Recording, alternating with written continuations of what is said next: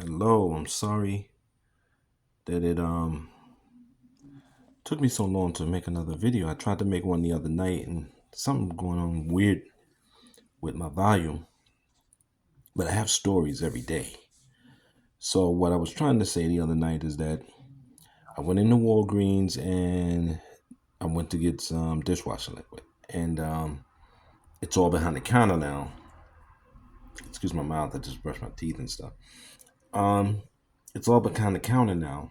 And so yeah, so I call the guy over. He opens it. You're supposed to ring a bell, and they'll come to. And the bell says customer service in the dishwashing or the I think it's cleaning department.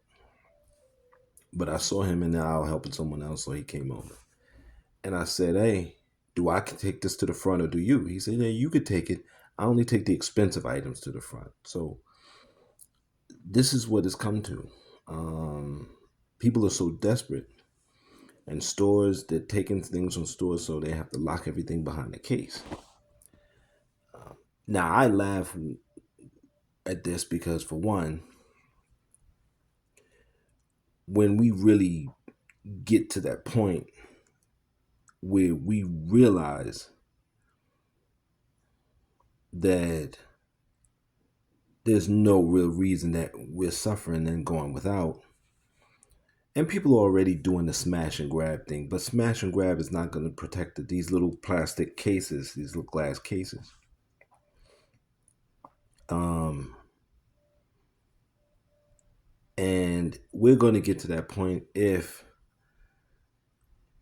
the people in charge don't bring back the stimulus, bring back the monthly child tax credit, the extended unemployment, which was basically a stimulus, which was basically a basic income. And if you want to do it economically, that only the bottom half of the society gets it, fine by me. But you're going to do it, they're going to do it, and or you will see chaos. So that was one of the stories. I just think it's funny the way they're doing it. It would be so much easier and cheaper to just solve the problem than putting cases up. And then it's not like they hire extra people to come. This you got to wait for somebody to come and open the case. So a lot of times Walgreens has good things, but I don't always like to sit and wait. One Walgreens um, on Hillside in Queens, they just leave the case unlocked. So I just lifted it, got my toothpaste, what I wanted, and went to the front. So that's what's going on out here in New York City. Let me know what's happening with your in your neighborhoods, in your cities, in your states, in your towns. We all know it's coming. Some of the workers are nervous. Some of the workers are like, listen, would everybody just come already with the collapse come, with the looting just come, so I don't have to come to this job. Some of them are feeling like that. So we'll see. We'll see what happens. Until tomorrow, I'm gonna try to bring another story. Always going stories because I go out every day and you see madness every day. You see savagery every day. At least I do.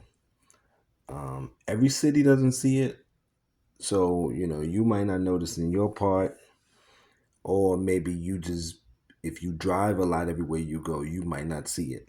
But I walk and I see, and it's sad in some cases, but it's what you realize is it's just the people managing this society are so insane because either they don't know how to stop creating the problems, which means they're mentally empty, or maybe some of them are getting off on seeing people suffer. And I think it's a lot more of that than we know. They like that people are suffering. Even if they can't see it, they like to hear about it on the news or whatever the case may be. And most people with money, but in New York anyway, they see it because some of them ride the train. You have wealthy people who might go to Wall Street, might ride the train because they live in Manhattan, and even if they have a car in Manhattan, which would be renting a space is like renting for a person, they still might take the subway, certain subway lines. So you see them in the nice, expensive clothes, but it's never gaudy, just nice, and you can tell. So I think some of them get off on it, on seeing people suffer, and I think a lot of them just don't want to be bothered. They want to be the ruling class, but don't want to rule. Part of being the ruling class, you got to rule. You have to govern. You have to manage your society. It's your society. You took it from us. And at this point, I'm not sure many of us want it. I know most black people don't want to manage anything. They don't want to manage anything. They'll work like dogs. They just don't want to be in charge and in control. They don't want power. And I guess because they're either so afraid or just don't want to be bothered with the responsibility, maybe. I don't know. Sometimes it's either or. It's many reasons, I guess.